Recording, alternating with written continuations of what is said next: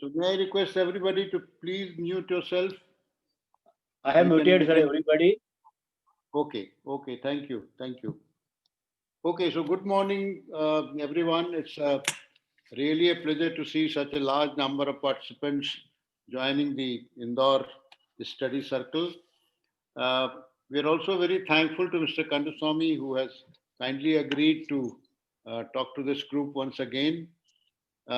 Many of you would be knowing him, but since we have a custom of giving a brief introduction about our speaker, I'll briefly mention that Mr. Kandaswamy came across J. Krishnamurti's teachings by chance in 1974 when he was studying for his chartered accountancy course. Becoming interested in the teachings, he attended most of the talks and discussions Krishnaji had till the letters passing away in 1986. Getting involved with the activities of the Krishnamurti Foundation India as a volunteer, he went on to become the trustee in 1993 and later its secretary in 2000, a work that involves overseeing the various activities of the KFI, its schools and its study centers, and also keeping in touch with the sister foundations abroad. With these words, I'll request Mr. Kandaswamy to begin his talk. He'll be talking basically on some thoughts on Krishnamurti's teachings. So may I request Mr. Kandaswamy to begin his talk. After this, please, sir, please unmute Kandaswamy. Please unmute yourself. After Mr. Kandaswamy's talks, Dr. Gajanan Rao and Mr. Harsh Tankha, if they have some observations to make, I'll request them to say a few words, and then the floor will be open to all the participants for question answer session. With these words, I'll request Mr. Kandaswamy to please begin.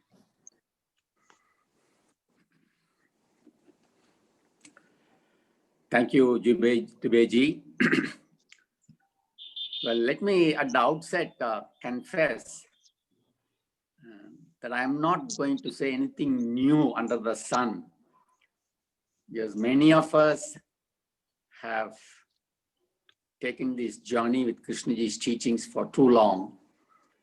And probably most of the things I would say now would echo what you have been reflecting over, what you have been thinking about yourself. Well, it's very, in one sense, it's very difficult to talk about Krishnaji's teachings in a capsule form because the teachings cover the whole of life. Every aspect of life it covers. And not only that, it covers the whole of humanity, irrespective of race, religion, sex, age, educational qualification. When I look back, I find that one of the things that drew me when I was very young, when I came into contact with Krishnaji's talks, first time I attended quite some time back, one of the things that drew me to Krishnaji, of course, was the sort of presence Krishnaji had, which struck you really. Apart from that, one of the things that drew me to the teachings closely was that it seems to cover the vast life. Everything was in it. And it also was non-sectarian, non-denominational, non-religious in organized sense. So that was one attractive feature which really impressed me. And I also found that it didn't require, when you follow his teachings, it doesn't require any faith or belief to start with. You can start with by looking at what he is saying. Not only that, you can test out whether what he is saying is true or not in your everyday life. You can examine, check, test out, validate. So these are the things which were distinguishing characters of Krishnaji's teachings I found and drew me closely to that. Now, I am going to go into the teachings quite at random. I don't think it's going to be very coherent, threaded together. I will be sharing my random thoughts as it occurs to my mind. I find one of the central features of Krishnaji's teachings, he is striking at the very root of psychological time, right? something which for us, for perhaps most of us, if not for all of us, is a reality. We have the past, we have the now, and we have the future. There is a constant journeying from the past to the now and into the future. This has been our life every day. Whereas Krishnaji's teachings seem to strike a heavy blow at the very root of psychological time. Right. And I don't need to explain, most of us would have followed his teachings, and he always distinguishes between the chronological, physical time and the psychological time. And he asserts, while the former is true, real, the latter is illusory, created by thought for its own survival. He has gone into all that. I think most of us are fairly familiar about this concept of psychological time. It is that striking at the very root of psychological time which makes the teachings point out the benediction is here and now. Because we are used to a notion that the benediction is out there beyond that horizon, and one has to move towards that. Taking traditionally, there are theories, beliefs that we have to take birth, several incarnations, slowly refine yourself, purify yourself, move towards that, and ultimately at the end of the horizon.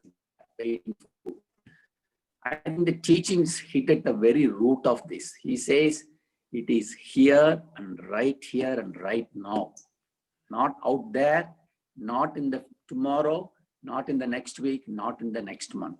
That is very striking. For us to come to terms with it is somewhat difficult because we are not used to that reality. Our reality is different. For us, the reality is just as the physical time is real, the psychological time is real, and we most of the time dwell in it.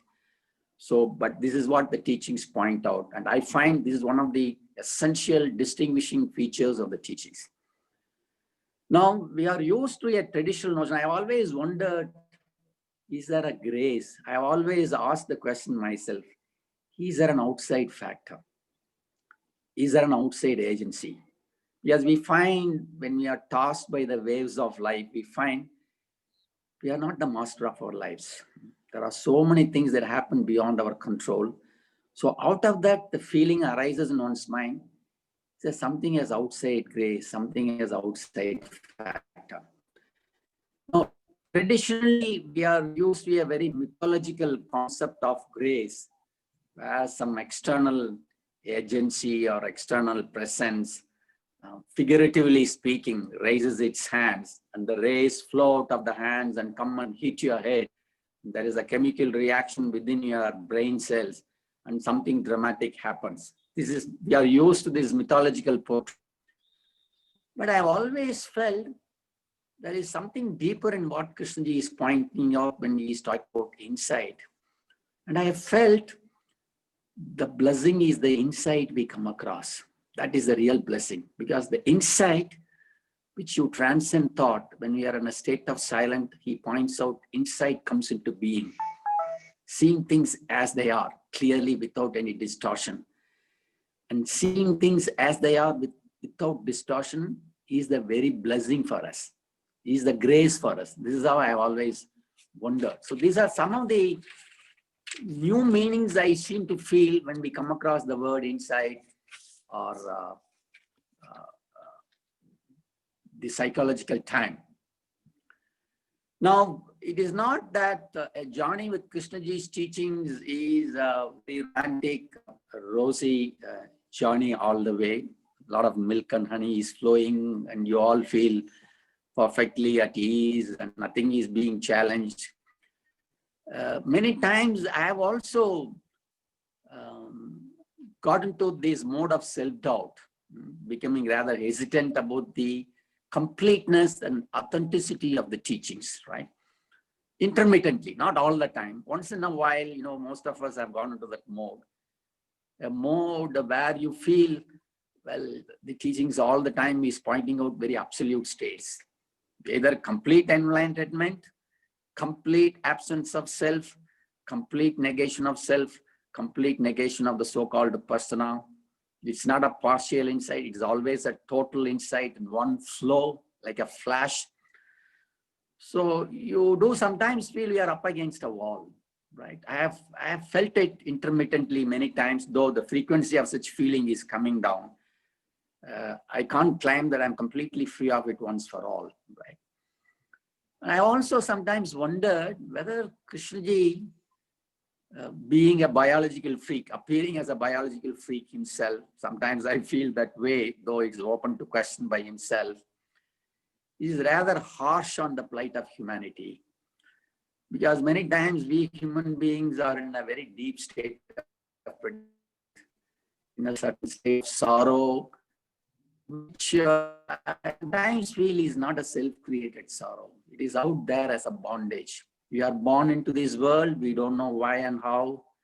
We come into this world in a manifestation physically, live for 60, 70, 80, 90 years, depending on the state of our health and the body, the genes in the body. And in this life, we do come across feelings that we are not master of everything.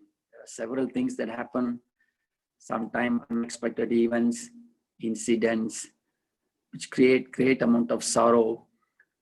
And in those moments, we really feel helpless. And Krishnaji says, well, be careful there. We are in a mode of self-pity. You move from facts to facts and there is no sorrow. If you move away from facts to facts, then unconsciously you will be in self-pity, and that you mistake it as sorrow, right? But I have felt that you should have been a little more charitable to the plight of humanity. Sometimes I have felt that. I have also felt, as I have felt sometimes, that he appears to be a biological freak, which he would strongly question whether the teachings sound too simplistic without taking into account the complex factor of human existence, the innate nature of human consciousness, the innate frailties of a human being, a human mind, whether the teachings sound too simplistic. Of course, when you have this mode of self-doubt, hesitancy, you go back to Krishnaji and read whatever he is pointing out, because these questions have been often asked about him, asked of him. The questions which I am talking about now have been asked of him, and his response is very clear. Well, he says, well, sir, it's all depends on where we are anchored, how serious we are, what type of energy level you have to go into those questions. You can take very easy shelter under these words, absolute states, harsh on humanity, sounding too simplistic, or he is a biological freak, it may not be real for me. These are all too easy shelters you can go into because we have low energies or because we are not too serious, right? Well, this is a pointer which he has made when we ask him of these questions. We have to hold what he is pointing out and ask ourselves honestly, am I taking easy shelter under these notions of absolute states which are difficult, being too harsh on the plight of humanity, or sounding too simplistic about the complexity of life? Whether I am taking shelters under these because I am not too serious or my priorities are misplaced, I think we have to hold these questions. There may not be any easy answers, but we have to ask ourselves these questions. Now, I talked about sorrow, but I talk about it in a much deeper sense. Sometimes I have felt sorrow is actually another name for ignorance. Or in other words, I have felt sorrow and ignorance are twin sisters. And when I say ignorance, basically in a sense, I mean inattention to facts. Because Krishnaji talks about moving from facts to facts. And if we lack attention, if we are not attentive, we will not be doing that. And that very inattention is ignorance, and the very ignorance is sorrow. So it appears to me, sometimes I felt the matter boils down to being in a state of attention or not being in a state of attention. If you are not attentive to facts, you are bound to miss many aspects of reality. You are bound to be ignorant. Ignorance is not seeing the facts fully. So when you are ignorant, you are bound to be in sorrow. ignorance and sorrow are twin sisters. That is how I see it, a connecting thread. Now, sometimes I have asked this question, where does one begin in this journey? Because the teachings cover a whole gamut of life. Several things that happen to me in my daily life, several threads that happen to me, several strands. Where does one begin? This question has been asked of Krishnaji and by many of us quite often. Where does one start? Well, I have felt we start in our daily life by looking at our daily life, our daily relationships from morning to night. Whomsoever I come into contact, whatever incidents that happen to me, whatever thoughts that arise in my mind, I come into contact with all of them, observe them. It is from that I start, because that is the testing ground to test whether I perceived what Krishnaji is pointing out or not. That is the laboratory in which I can really test out. Otherwise, it's all words and mere theory. One other thing I have felt is that one of the reasons why we complicate the nature of teachings, right, is we are too intellectual. I think that has become the habitual mark of the modern civilization, if I may say so. Too much centrality to intellect, too much intellect to rationality and intellect has dominated our lives. With the result, our other senses, the sense of watching, listening, feeling, learning, right? These are all other senses we are endowed with. But we seem to have pushed them under the carpet, right? Not given too importance to that at all. Put the intellect on the throne and almost obsessed with the intellect, right? This perhaps is one of the distorting factors in our life.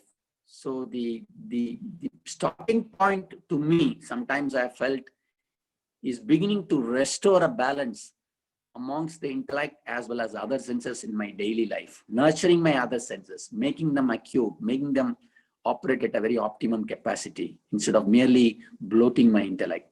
So this I see as one of the starting point. Now, I also find Krishnaji's words echo in my mind sometimes. He says that the teachings are like a fountain.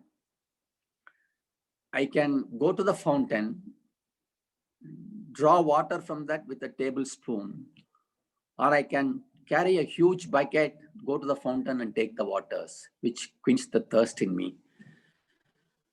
So it depends on how we approach the teachings. For somebody who is very peripheral, who is casual, the teachings may not make much of a mark. Well, attractive expressions, beautiful expressions, and they will just pass by.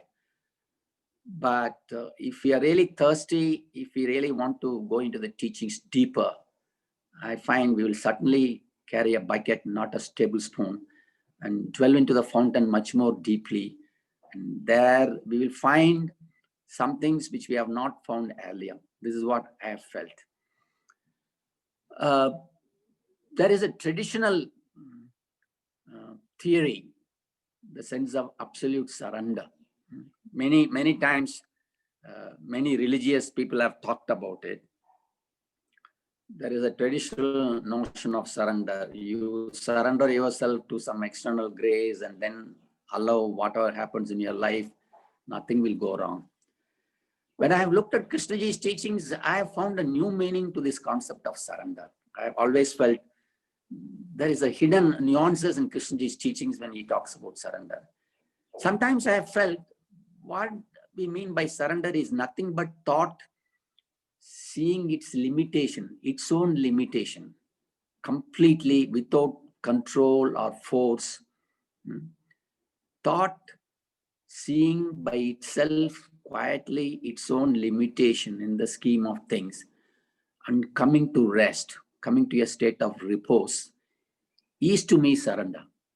It's not a surrender to an external grace or external agency or external agent, but within my consciousness, thought which is chattering all the time, beginning to see its limitation by itself, not through control or force, seeing the utter futility of its wandering, seeing the futility of it, and naturally coming to a state of silence, state of repose, is surrender. And it appears to me it is in that state something creative may come into being, right? Something creative may come into being. Now, we have felt, many of us, many people have spoken to me about this, that Krishnaji's teachings sound very clear, logical. It's like seeing a map that is put on the table. When you spread out a road map, put on the table and look at it, everything is clear. The interconnections of each place, the distance, how each place is connected to the other in which direction. So absolutely everything looks clear. The teachings sometimes look so simple because they are not something about esoteric theories or complicated siddhantas or theories, right? They talk about life, our daily life, in one sense. So in that sense, they sound quite simplistic. But when it comes to reflecting those insights, when we call teachings, we are referring to the body of insights as teachings. I have always felt. Sorry, my phone is ringing. Just allow me. 1 minute. I'll just close it. This is what I have felt as teachings, the body of insights as the teachings. One of the reasons we have found that though the teaching sounds simplistic, simple, clear, it sort of slips through the fingers. It's difficult in one sense to hold it. Doesn't seem to be that easy. I've always wondered, why is this so? There could be several reasons. One reason I have felt is the demonstration effect. I look at the people who are around me, my family members, my friends, my colleagues, the people at the world, the world at large. And they seem to be living in entirely a different mode. So many of them, thousands of them, lakhs of them, millions of them. And I often wonder, am I a crack? I am a nut to look at things differently and plow a lonely furrow? Because thousands of people with a tremendous amount of knowledge are living in a certain manner, and I am seeming to question all that. So that brings a certain hesitancy in yourself. So one has to be very watchful of these moments because one can very easily slip into that. And of course, the other reason as to why things look difficult, though in one sense the teaching sounds simple, things really look, in reflecting them in daily life, difficult, is I could see that I feel secure in the known, more secure and familiar in the known scheme of things. My brain is used to it. The brain is at ease in functioning within the known. Whereas the teachings demand you to come out of the known, to face the unknown. My brain is very hesitant to face the unknown because the known is familiar. The known appears secure, is familiar. Though the known is uncreative and uncertain, it does sound familiar. It appears secure. Though in reality, it may not be secure. It tremendously appears as secure. So I'm used to live within this pattern. And because I refuse to face the unknown, being very vulnerable to the forces of life as they come, I'm feeling extremely vulnerable to embrace the flow of life. I want to draw back myself and live in the known. And living in the known, naturally, if you keep living in the known, you can't meet the demands of the teachings because the teachings tear out the mask of the known and wants you to face the unknown. And that's extremely difficult for me. So this is one of the reasons I have found.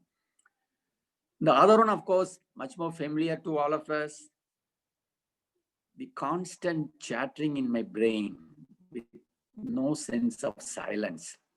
From morning to night, something or other mind is preoccupied with. You are caught up with the becoming of this or becoming of that, seeking this or seeking that. I may say that I have attended Krishnaji's teachings for 20, 30, 40 years. I have listened to a lot of his talks. I have participated in several talks, several discussions. At one level, you can say all that.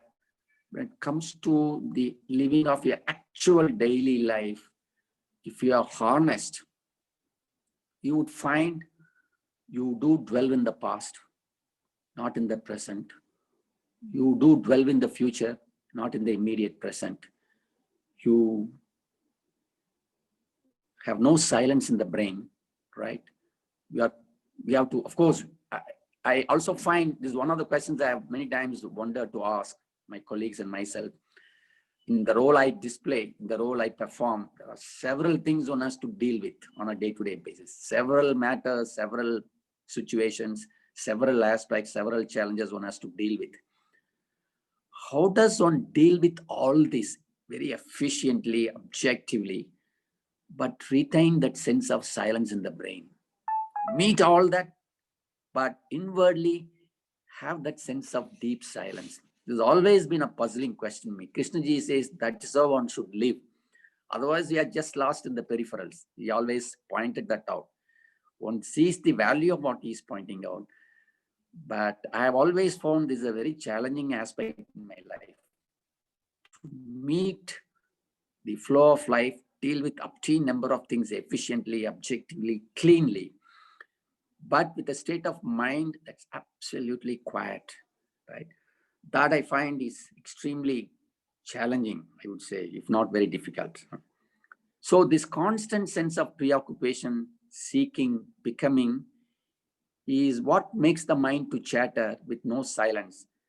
And in that state of no silence, I may imagine I am coming across insights, but I may be deluding ourselves, right? This is something which I have felt. The last thing that I would like to say is that, many of us are familiar with the traditional theory of Kali Kal, the cyclical nature of history. The Kali Kal, the theory says that we are now at the low ebb of cycle of time. It's the most degenerative phase of time, where the human beings will be utterly degenerating. All types of evils will dominate life. Everything will be negative. Everything will be difficult. There will be a great sorrow in the human being's mind.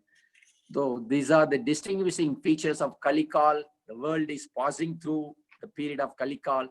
So we have to get reconciled to this. We have to come to terms with it. We can't do anything about it.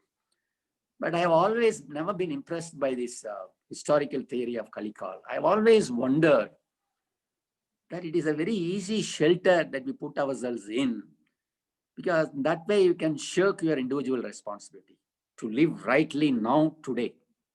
Because if I say, well, that is how things will be, this is the feature of Kali Kal, I can't do anything about it, then it is a very comforting thought.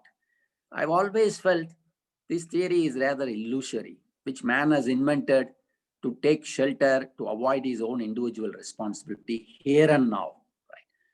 So if we do see this, I think the emphasis will be on all of us to live rightly now and here, right? Not ascribe whatever is happening to some outside force as a cycle of time. This is how it will be. I can't do anything about it.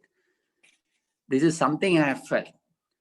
Well, I have, in a random manner, perhaps I don't know how coherent it was, in a random manner, I have shared whatever I have felt deeply about the teachings with which I have been part of for many years.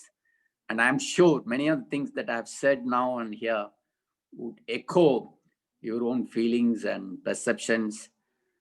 I'll be very happy to listen to Harsh, listen to Gajanand Rao, and to others, and then see whether something which I have missed in this journey, which I can see it now clearly.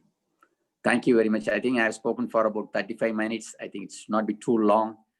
So I leave the floor now and invite Harsh and Gajanand Rao to chip in, and later throw it open to others also.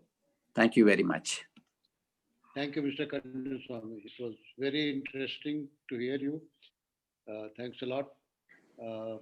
Now I'll request Dr. Gajanan Rao and Mr. Harsh Tankha to share their observations if they have any. Dr. Rao, please unmute yourself, sir.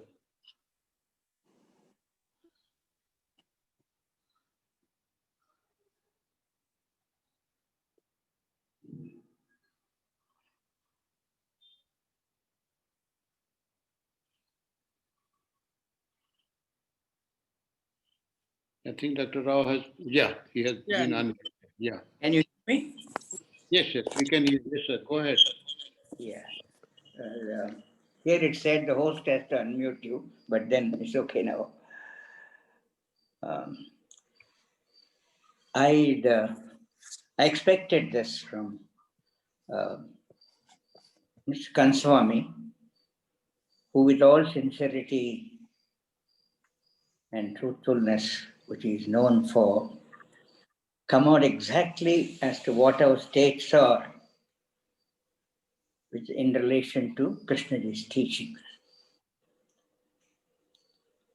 On the surface, it looks as though we can do it off now. Not too difficult, really. Not postpone it to tomorrow, day after. Not keep on this journey of, of doing something, intending to do something and do something. This happens at any levels, like company levels and personal levels, family levels. You may think seriously about something. It connects to Krishnaji. And you think, now, can there be a phase of change in you, an act of change in you? But then it's a very difficult question you put. When it tells you a lot of challenging things, as Kandaswamy has mentioned. Avidya, as the traditional way of expressing it, the ignorance. Ignorance is because you were too much after the intellect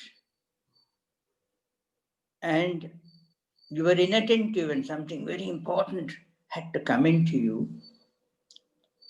And when you did not really listen to it properly, you fill it with your own interpretation. So truth gets a little far away from you. So I would say, in all that he said today, in the beginning of his talk, listen, as Krishnamurti would say, listen with not only with your physical ears, sir, with your heart, with your everything, every cell, trillion cells of the body should listen. I think this happens when you come at grips to that fact that how important it is to listen without you inside you.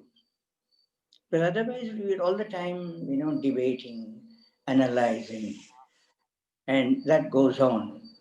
An analysis, we always known it is paralysis, but yet we indulge in it.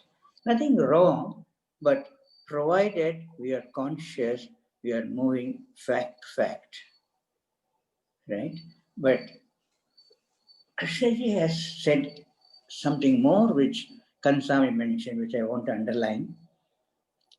The limitedness of thought, the enormous limitedness of thought, which we don't realize very often because we worship thought, we worship opinions, worship ideas, and then become very disappointed when nothing happens because, as we know, thought is knowledge and memory and all that. Memory became knowledge and knowledge became thought.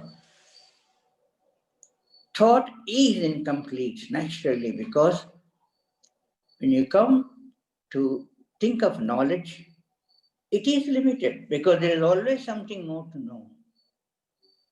But there are times where thought does not operate, we are still struggling with it. This habit of maybe, I don't know how many centuries, has not left us. Whatever thought cannot do, whatever thought needn't meddle with, we are at it all the time. This is a habit.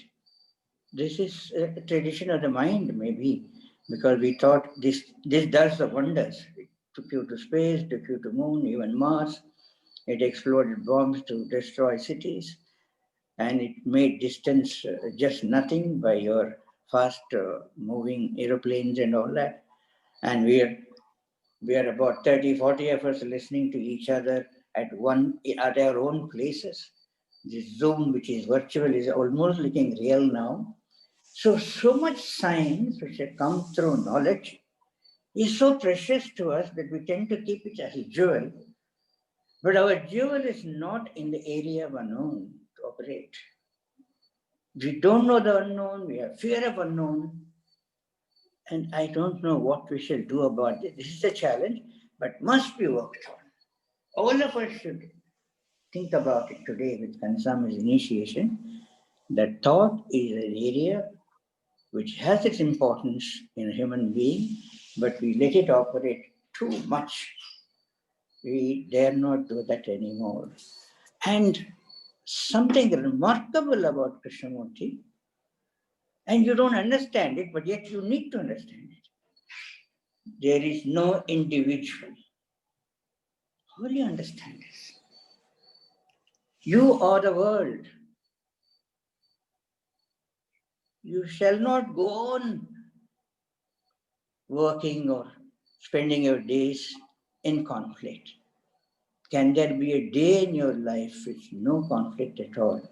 Which means thought hasn't come too much into operation. The duality the thought brings. So it is a very important day to me, really, listening to Kandaswamy today. He brought it to be seen or known as a very difficult proposition to work on Krishnamurti. But as he said once, I had also mentioned it, sir, it's so simple, you miss it. We don't know what is love, in spite of listening to him for so many years. Because I myself personally have an experience. I want to mention it. I hope you won't object. I was sitting very near him in a small circle. It was not a regular discussion. We just sat down and started something in Rishi Valley. I don't know. There were others with me also, my friends. And he looked at me and said, sir, I say to you that I love you. What's your response? This usual mind which wants, pats and things like that. I don't know what. My mind said, and I pronounced it out, sir, I'll be delighted. What do you think would have been his response?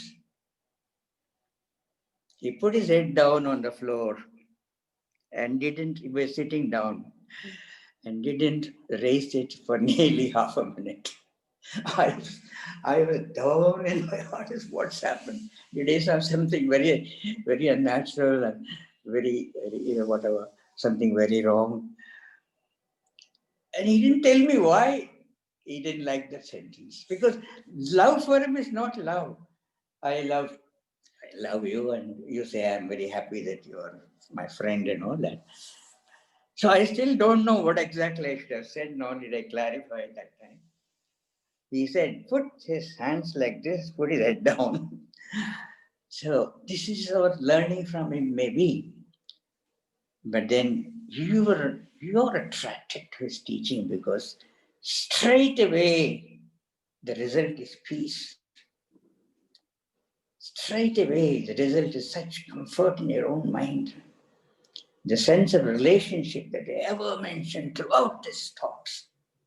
Be related wherever you are. Be related to that cow, that stray dog, which is walking on 3 feet because somebody knocked 1 foot off at the store.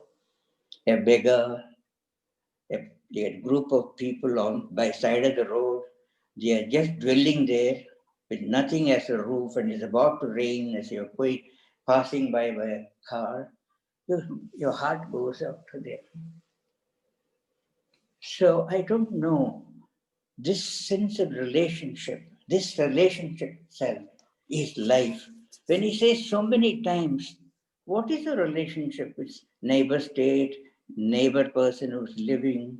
What is our relationship with other countries, other side of the border? Our relationship with person who's going up in life, I'm still poor, I'm struggling to do something which I fail every time. So I wouldn't go on because I would like Harsh to say something. But I must say,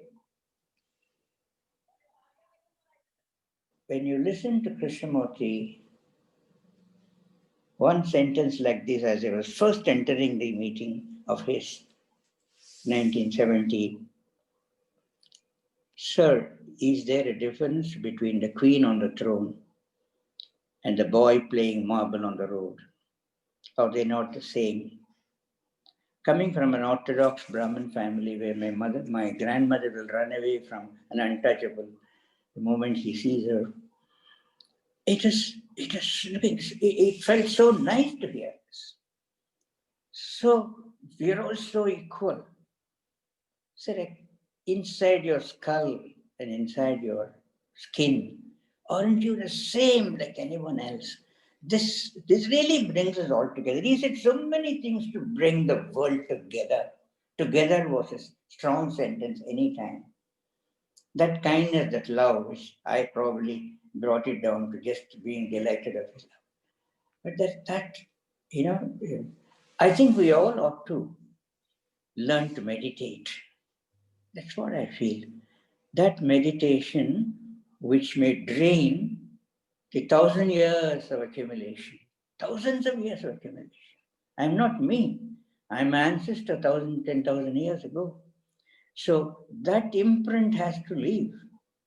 So I think we have to sit in silence. Silence is difficult, as Kandaswamy said. You may think you're silent, you're not. So we have filled ourselves. Can knowledge have its place? And let the rest of the brain vacant and silent. I think we ought to not practice it, but I think we have to allow naturally this to come in. And I suppose it may be possible. So I'm not talking with too much confidence that I have a lot from Krishnaji into myself, but there's a lot to have from him. Doesn't matter if you do it today. One thing is not to despair, I would tell my friends, not to be dejected, not to get disappointed and say, oh, what is he talking? It's all impractical. Why? No. You can make every word of it practical. Not me, maybe, another man tomorrow. I'm not talking about reincarnation. The human river is vast and long. Its flow is endless, it looks. So I think some changes you make today will reflect in future. That's why we have schools. We have schools because we want children to be different in society. And many of them being different, somewhat at least, from the others, will make a change in society. Trustee said, have 5 more people looking at the eternity, I will change the world. Long ago he said it, maybe. Later on he wasn't saying that. So with that, I will conclude and I would like Harsh to say something. And it's a very nice day. It was a very important day. It was to me. Thank you, Kandaswamy. You were really saying so many things cogently. Although, as you said, it's not easy to put it in one capsule and say what Krishnamurti is saying. But what is his teaching when it becomes a question? He himself asked, "What is my teaching?" What is your teaching? He was asked when he couldn't reply. And in the meeting itself, he said, the teaching is when you are, the other is not. When you are, the other is not. So the other means the eternity, the whatever, the God maybe, or Supreme. When other is, you are not. Well, this is he said, this is the crux of my whole teaching. Well, let others build on this and let us hear more. Thank you, Dr. Rao. Harshji, would you like to say something? Please unmute yourself. Unmute yourself.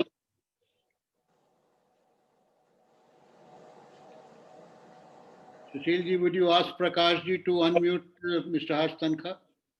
Yeah. Tankha sir, please unmute yourself. Are you able to listen me, Tankha sir? You are not. Please unmute yourself. Please unmute yourself. First unmute yourself. Has Prakash ji done that? Because he is the... No, but from here, I think I am not able to do. Yeah, and he is unmuted, sir. Sir, then again muted. He is not able. Sir, meanwhile... Okay, now I can. It's okay. I kept Thank you. trying, but I got the message, host is not letting you unmute yourself. Yes, Now it's that's the okay. message I had also. Yes. So I don't know, I'm sorry because of connection difficulties, I missed the last part, what Gajanan Raji said. So I'll go back to Kandaswamy ji.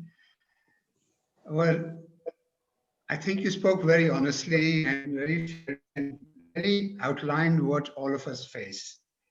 That we've been listening to Krishna ji, reading and considering the teachings, studying the teachings even.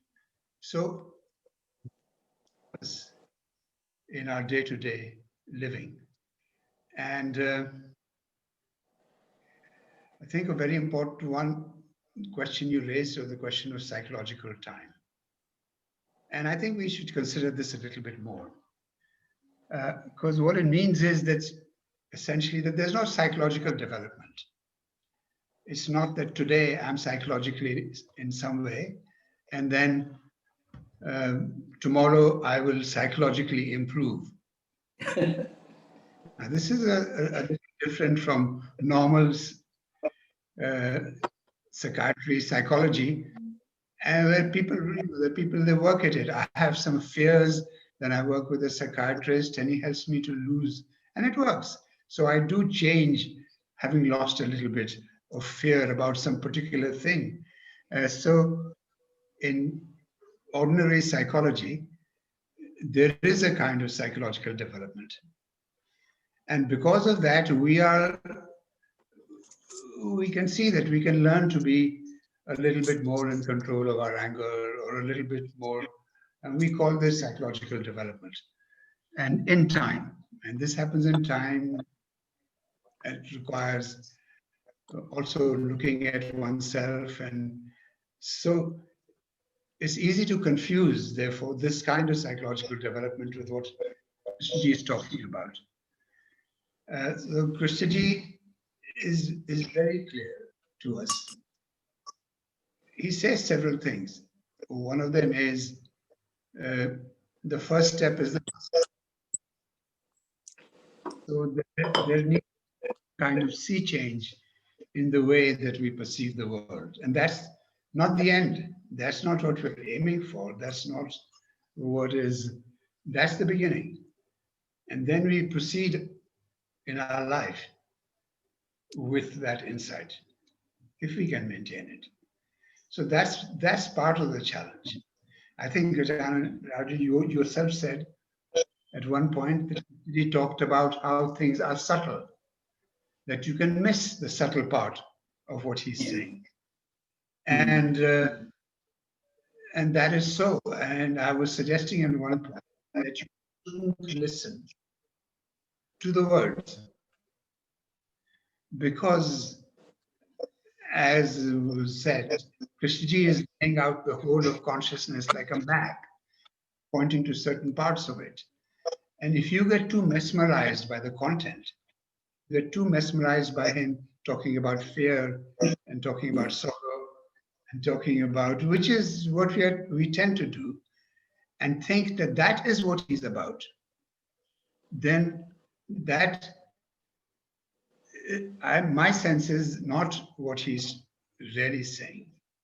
What he's really saying is, can one have the kind of attention, consciousness, insight, intelligence, whatever, which is capable of seeing all of this, and then proceed in life? Because if you don't, and if everything you're seeing is through the filter of the self and not through something that lies beyond self, through intelligence, let's call it intelligence for the moment, then it's going to be distorted. You're not going to be able to see the truth.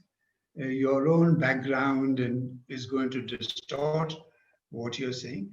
So the challenge is not so much to try and figure out what Krishnaji is saying about sorrow or what he's saying about fear, but the challenge is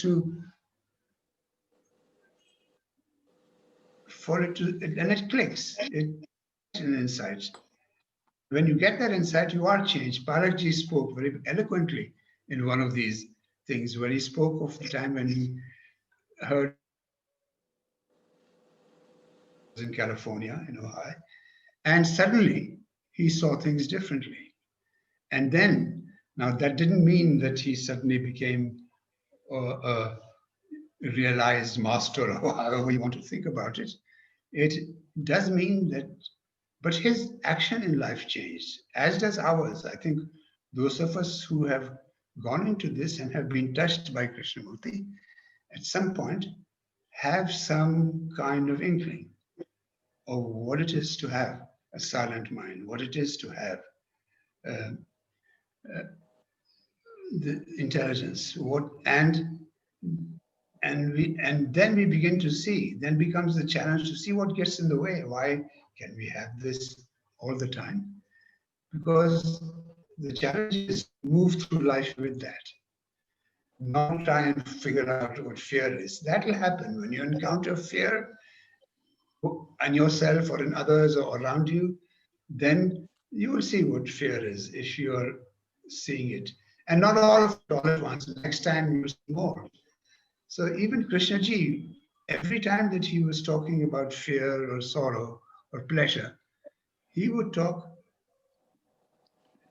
he was looking at it again, freshly. He wasn't remembering. It wasn't something that he had seen before and now he's repeating what he has seen before. It was fresh. That was the power of it. He's looking at fresh, just like we can look at freshly at anything around us. And he would challenge us. He would say, have you looked at a tree? Have you seen? Have you listened to the tree? Have you? Because even in looking at a tree, all our previous knowledge, all our preconceptions, the name of the tree, all of that begins to interfere with our perception of the full nature and the truth of the tree. So this I think is what the daily living of the teaching means, at least it means it to me. To be aware of our inattention, to be aware of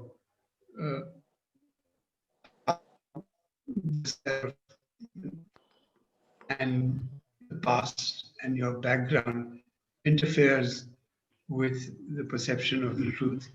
What is happening all the time? And that is basically what is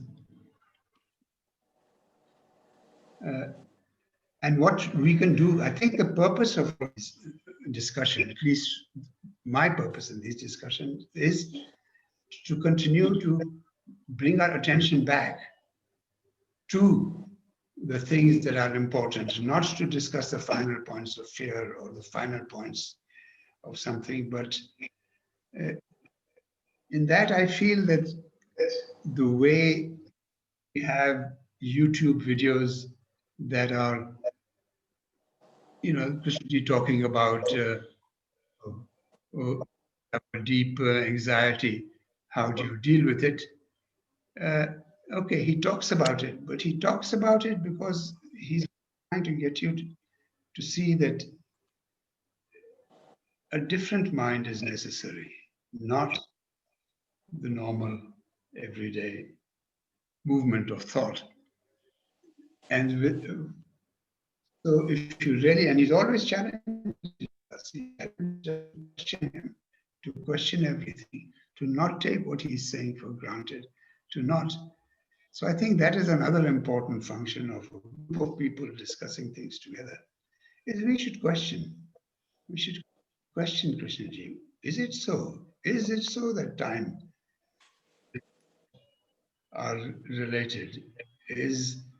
Does fear arise from time? Have we seen this for ourselves? What do we think? Or are we just taking his word for granted, trying to see through his words? And that's so. It's a very challenging thing. I think the challenge is even greater than it seems at first, to have this quality of attention and the quality of looking and observation, see what is actually happening. So that is, I don't know, I'm just speaking without thinking. So I hope this means something to what to people. Thank you. Probably enough. Thank you. I think we have some questions now. Mr. Dini has a question for Mr. Kandaswamy. Mr. Dini, please go ahead. Thank you, Kandaswamy, for your good presentation talk. Teachings demand instantaneous perception and moment-to-moment living. Will you please comment on that? I feel that we lack utter lack of intense passion. We don't have passion which has its own energy. Please comment.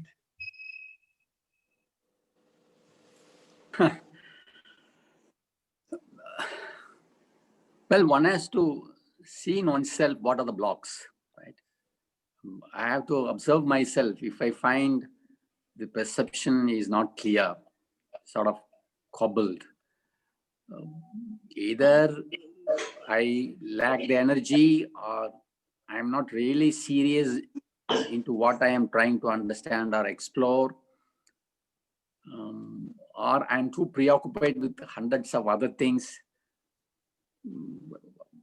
I find that the starting point is slowing down, right? Slowing down internally, having intermittent pauses. Yeah, I don't know what it means, ending of thought completely. Krishnaji talks about it, but I don't want to imagine that state, right? I can't also consciously work for that state. I do all this and to achieve that state. That doesn't work that way. So the starting point to me is the slowing down internally, having a lot more pauses where my senses become acute to observe, to listen, to smell, to touch, to learn. Then there is a certain opening up of a window, even however partial that window is opening, it is opening, right? Some fresh breeze, and from there I move. This is how I have felt. It's not be all and end all, finished, right? You have to move, keep moving. You move through one door and another door window opens. That's how it works. May not be opening, but you have to move, keep moving. You have to be like a flowing river, not like a stagnant pool, as Krishnaji himself many times have said. You have to keep moving, shedding down all the things that you have gathered as your hurts, as your strong views, your opinions, which we all hold, right? We can imagine that we don't have, but we do have, right? Now, this reminds me to bring, in fact, I was wanting to bring this up when Harsh was finishing. Harsh also touched on it in the beginning. I also spoke about the sense of psychological time, and Krishnaji is trying to pull the carpet under your feet on that, right? He says, where is the psychological time? Your imagination, your illusion, your thought has created for its safety and survival. This is what he has pointed out, right? But for us, it's as real as physical time. At least if we are honest, we will acknowledge that, right? Now, one deeply observes, I have done that, and it appears to me that as far as I carry on the sense of separate persona with its own attendant, consequent image-making machinery, I am bound to live inside the realm of psychological time. I cannot come out of it. So they seem to coexist.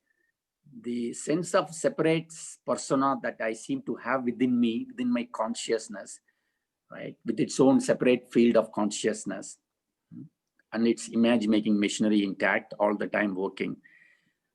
This always coexists by creating psychological time. They flow together, go together. If one is to end, the other is to end. This is something which I have wondered, I have felt, but I would throw it open for people to look at it and then say something more. Maybe Hirsch, maybe Dr. Rao or others. And I don't want to imagine that the separate persona has ended. I don't know. Is it possible to carry this sense of separate persona very lightly? That is something which I feel is possible. But if you ask me, has the separate persona ended? My honest answer will be, no, I don't know about it. I don't want to pretend or imagine about it.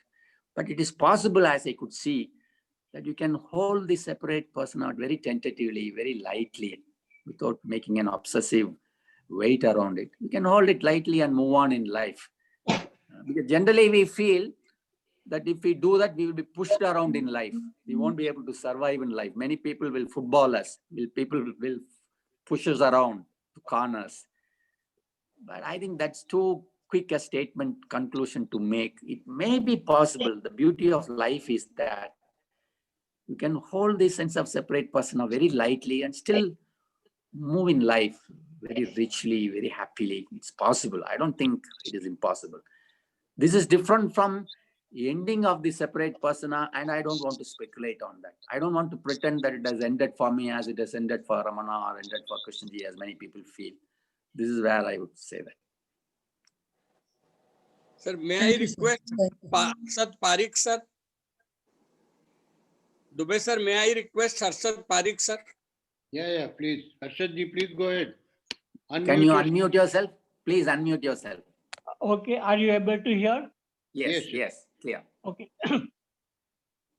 In 1980s, in Rishi Valley, one professor had come, and he had studied Krishnamurti teachings for 30 years, but the professor was very honest, and he told Krishnaji that I have studied your teachings. He could even give talks on Krishnamurti in university. But he said, the professor said that I have really not moved. It means I have not changed fundamentally at a deeper level. So Krishnaji told him that you have not moved because you have not stopped. What Krishnaji meant by stopping is not gathering knowledge of the teachings. One can be intellectually very, very clear in explaining Krishnamurti's teachings to students, but the teachings are about stopping, means forgetting what we have learned from Krishnaji and looking directly at what is happening within us. And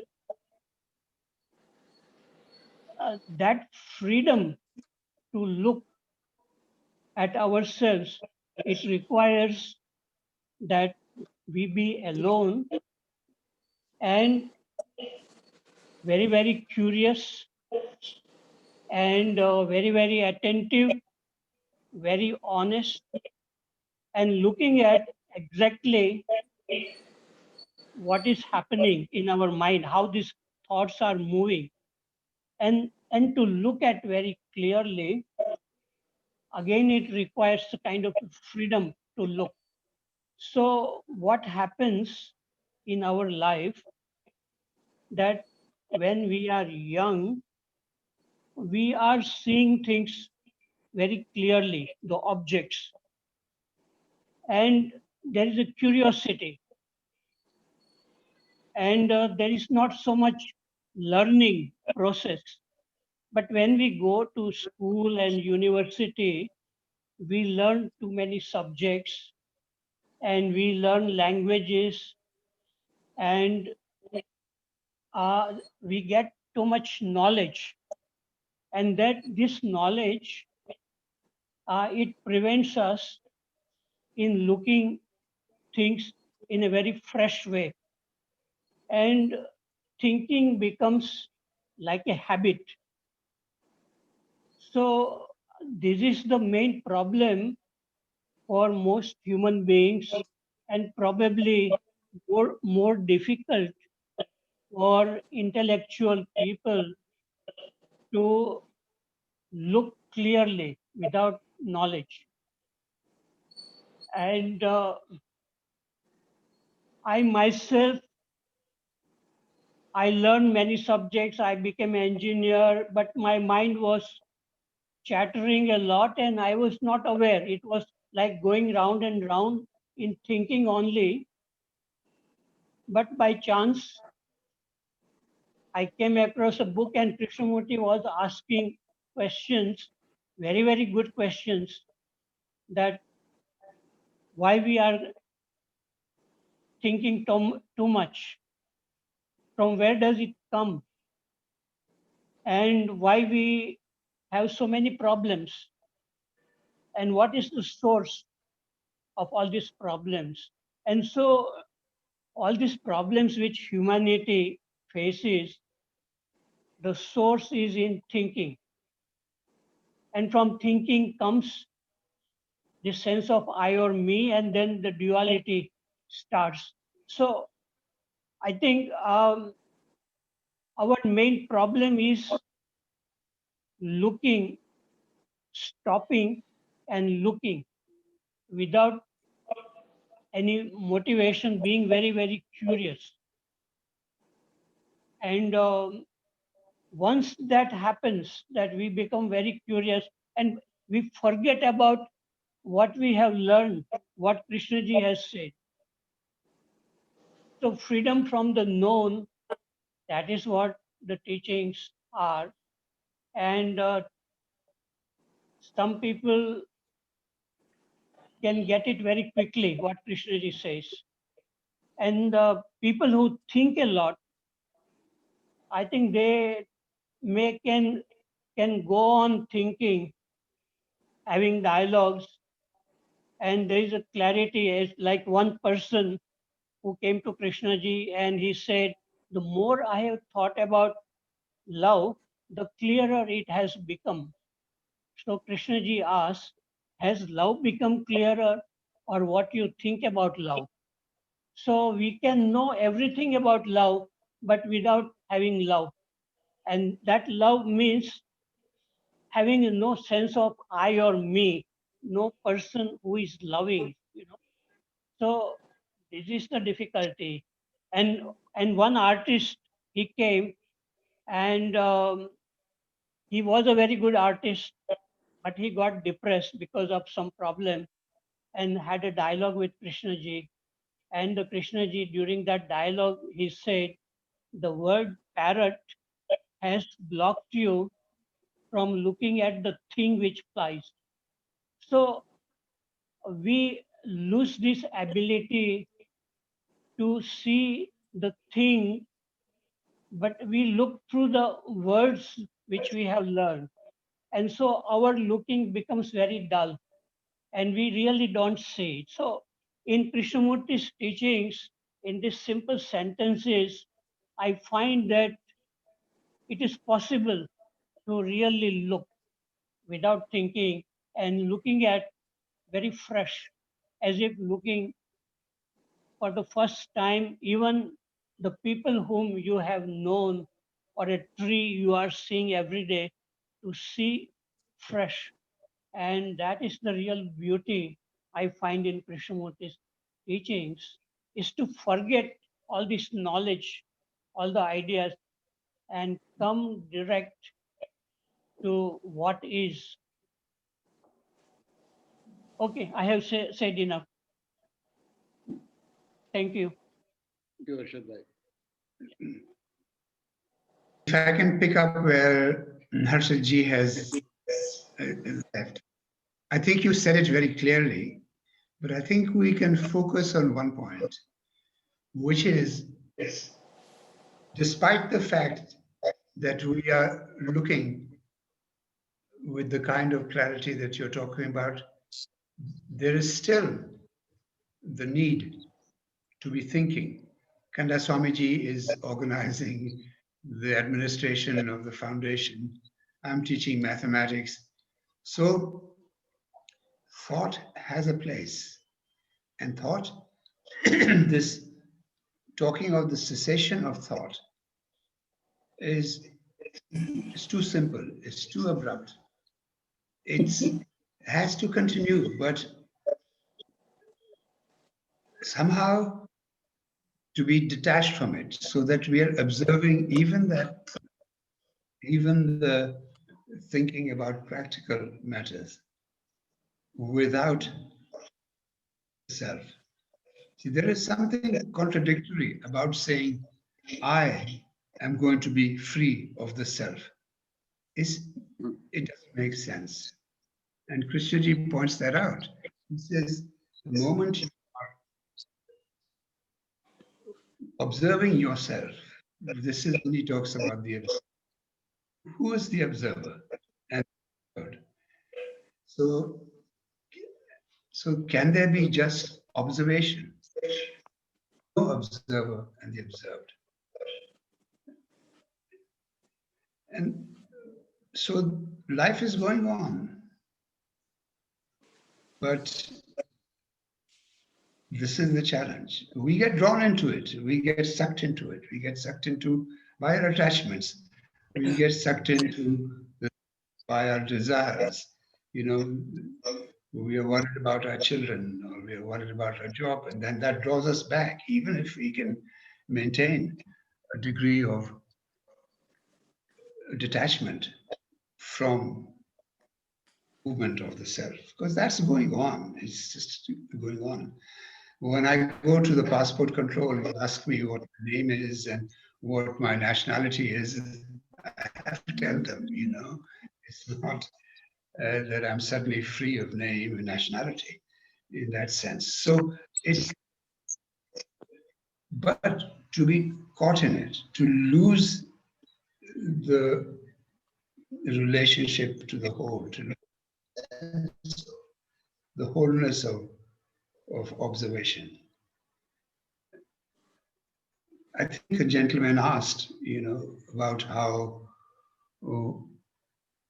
we do this, why you fall back into this. And I think the point where you discover that you're falling back into being caught up in the self.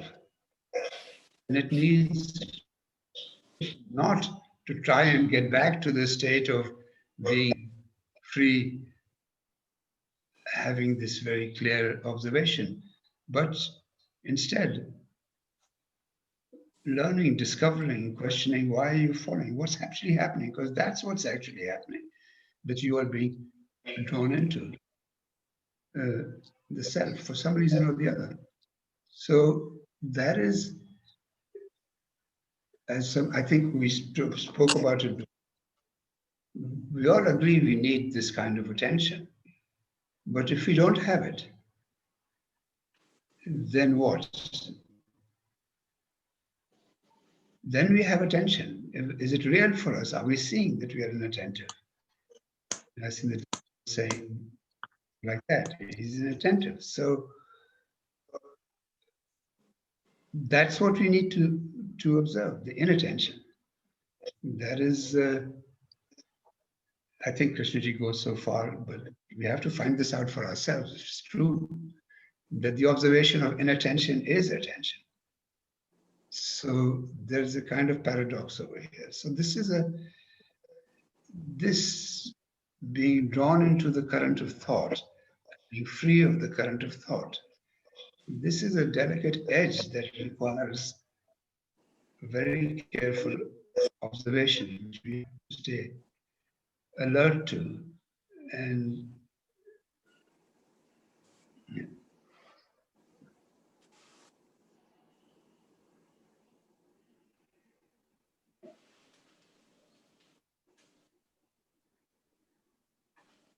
That's what I have to say.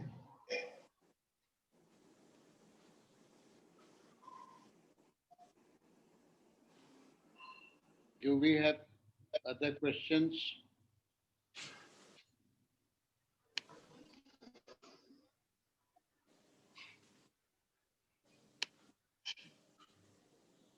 May I say something? Yes, yes. Are you able to hear my voice? Yes, yes, we are. Yes, yes, Yeah. yes. Please Right. go ahead. Our mind goes in that direction in which it is deeply interested. So some people are interested very much in politics, some are in sports, some are interested in music or films, and some people, very few, are interested in watching their own mind very, very curiously. So people who are interested very, very deeply to observe their own mind, they have the possibility of understanding Krishna ji very quickly, because what he says is nothing but what is happening in our mind. And if we can see clearly what is happening in our mind, then we say, yes, what Krishna ji says is very, very obvious. There is nothing so much to talk about it, not so much to discuss about it, but to see. And so even Krishna ji once said in our meeting in Rishi Valley, he said there is really nothing to understand in all this thing. And then Pupulji said, sir, how can you say that there is nothing to understand? And then Krishnaji said again, I say there is nothing to understand. Do you agree? So it was in the meeting, and then I said, sir, I agree with you. Then Krishnaji said, you tell Pupulji, why do you say that there is nothing to understand? So I said, there is nothing to understand, only to see what is happening inside us moment by moment, seeing, and that seeing tells us everything what we are. And when if there is a problem like anger is coming, one can see the anger coming, and then that seeing is the action, perception is the action. So there is only to see what is unfolding in our mind moment by moment. And people who are deeply interested in this, they will get it very quickly. But I think our problem is that we are not really deeply interested in observing the mind. Otherwise, that will become the most important thing. Then, I'm not saying that we have to ignore everything else. We have to do our work. I was doing job, doing research in the university when I was observing what Krishnaji was saying. And I was doing much better work after understanding myself. Relationship became very good and life became very creative. So it is not that we have to leave everything and just watch, but it has to become very natural. And if we are really naturally interested, not forcing ourselves to interested, then I think it becomes very easy. Thank you very much. Thank you, Arshad Bhai. Thank you. I think Mr. Murthy wants to ask a question to Mr. Kandaswamy. Mr. Murthy, please go ahead. Mr. Murthy, please unmute yourself.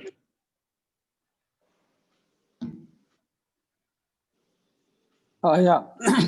Yes, Am I audible, sir? yes, you are. Yeah. Good morning, sir. And Mr. Kandaswamy, thanks for a wonderful talk about the teachings of Krishnamurti. I have a small question. Can thought be aware of itself? I will just give the background. In a dialogue, Professor Krishna says, in the human consciousness, there are two parts.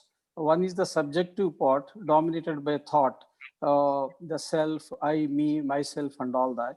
And the other one is the universal part, which is common to all human beings and which comprises of observation, awareness, and attention. And Professor Krishna is of the opinion that because awareness is not a thought faculty, and so a thought cannot be aware of itself. So my question is, can thought be aware of itself? In the background of what Professor Krishna said, can we elaborate a little more clearly on that? Thank you. Well, I have felt that it does appear that awareness is not within the field of thought. One could say that, logically speaking. But as Harsh pointed out earlier, that's something we hold in our everyday life. Morning to night, thought is required, right? We have to use it for living our daily life. We can't also wish it away. I see the relevance of thought. I see the limitation of thought in a certain area. And for me, the seeing is the limited nature of its relevance. It's not completely relevant. It is relevant in one area and has its severe limitation in another area. Can I begin to watch that, see that, start looking at that fact? It's a fact. I may not be seeing it as a fact. I may be seeing it as a certain opinion, but can I begin to observe that though thought is helpful in several ways, beneficial to me in living my everyday life, it's very severely restricted, limited in many other spheres of life, right? So I won't like to, like a scientist does, split the thought between the thought which helps, the thought which is common. I don't know whether it is common, individual. I don't want to get into that. But I could see the relevance of thought as well as the limitation of thought. Meaning to see in slow motion by having a pause. I think it's possible to, and once you begin to see that more and more windows, doors open, your perceptions become much more acute, though not 100% holistic as Krishnaji would demand. There is a certain deepening quality to your perception. And that's how one begins and that's how one flows. That's what I have felt. So ultimately for me, the starting point is internally slowing down. Slowing down means beginning to look, watch, observe, listen, suspending my strong views, notions, ideals, all the hurts that I've stored, preconceived views about people, about incidents, all that I freeze, suspend, hold it, and just listen to a person. Just listen with not only my ears, but my whole being. Watch, very live, fresh. Krishnaji talked about, can you go back to your home and look at your wife as though you're seeing her for the first time? We may have heard him many times. I have read many of his books endlessly, but the challenge and the test is, can I go back and do that? Is it real for me? Or I see my wife as a 10-year-old, 20-year-old memories, all the cobwebs of past incidents, all the things that have happened between her and me? Or can I wipe out everything and see her as though I'm seeing her, meeting her for the first time? That to me is a challenge as well as a great beauty. There is a great beauty in it. It may be challenging, but there is a great beauty in it.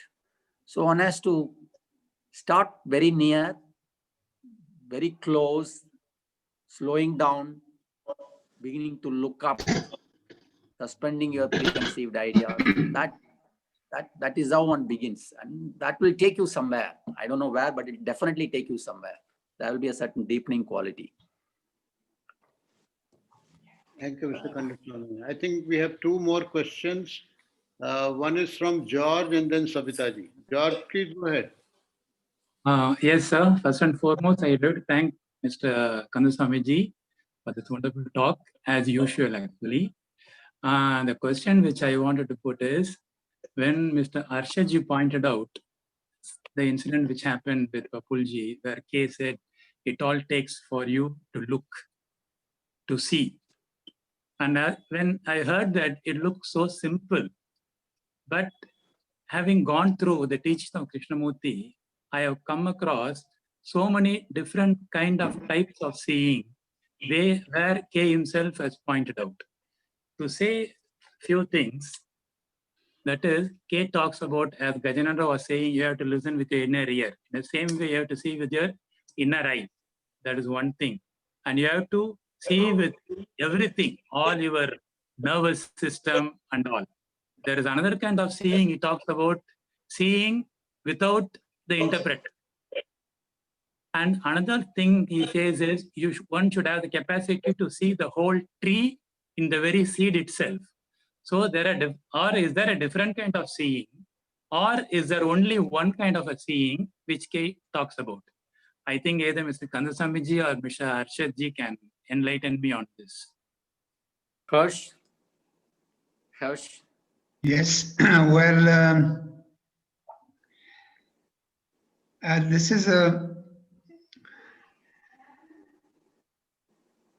I think you're very right. When somebody says, well, let me start from a different point. I think all the statements that Krishnaji makes have to be taken not in the usual sense of assertions or that this is true. They need really to be taken as questions and actually a part of questioning. So if anybody says that, look, this is all you have to do is to be able to see, that immediately provokes the question. Well, what kind of seeing are we talking about? What is seeing then, if all that it takes? Which is what you are asking. Because then you say there are these different kinds of seeing. Is it this kind of seeing? Or is it some other kind of seeing? And if you, what is this all-inclusive seeing? So the inquiry, the learning about that, talking about, actually proceeds with questions, not with statements of facts, not that self can see itself or the self cannot see itself, right? What does it mean to say, I can see myself? What exactly is meant if I'm asking that question? Why am I asking that question? Have I seen something that is prompting this question? Or is this something I've read, which I'm not very connected to, that's prompting this question? So there are questions behind which serve to get to the truth of these things. They are not to be seen as black and white assertions. The whole of Krishnaji's teachings is never black and white assertion. He himself encourages this quite a bit. So I think you're very right in asking. You know different kinds of seeing. That's the natural, very natural progression from somebody saying, all you need to do is see. So what is this kind of seeing? And that is the inquiry then. And what do I mean by inquiry here? Not sitting around in a circle and asking what is this kind of seeing. I mean that in my life, I become alert day to day, moment to moment. Krishnaji calls it holding a question. He says you hold the question. What is the kind of seeing that can see what is happening with the self? So that from moment to moment, you're alert to what kind of seeing is necessary, what different kinds of seeing, different ways we see the whole picture of seeing. And then maybe you discover what is the kind of seeing, what is the seeing that sees things. Thank you, Harshi. I think we come to the last question now. Savitaji, please go ahead. Unmute yourself.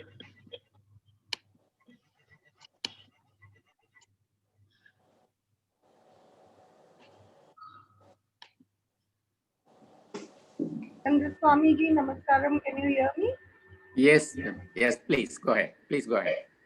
So, thank you for today. I'm taking a bucket full to be sipped at leisure with a smallest teaspoon I'll find in my kitchen. And what I take from today, once again, I'm in the, I will practice. I'm sorry about the camera, okay? I don't have good network. Okay. I'm going to start practicing again and putting people into this observation, observation stands all the thoughts and all the definitions and descriptions that arise with it. So I will from today again start looking at every tree that I pass by or wherever I'm sitting. If I can see a tree without any kind of past, future, present, whatever, I just be with the tree with no nothing, like a blank mind, a vacant mind where it can show up as it is now and here. Thank you so much. I take that for thank you everybody. Okay. Thank you. Thank you. Sushilji, can we close now? Can we close now? But just let me have a promise from Kandaswamy ji for the next date. Yeah, we will have it sometime next month. We will plan that date. We will talk to each other and then plan that. Thank you very much. I'll do that. Thank you. With such honesty and integrity, you said the things. Everybody is carried away. Okay, thank you. Thank you. It was nice meeting you all. Nice meeting you. Oh, yeah. Thank you, everybody. Thank you very much. Nice meeting you all. Keep well. Yeah. Thank you. Thank you very much, Dubey ji. Thank Thank you you. very much. See you next Dubey Monday. ki question,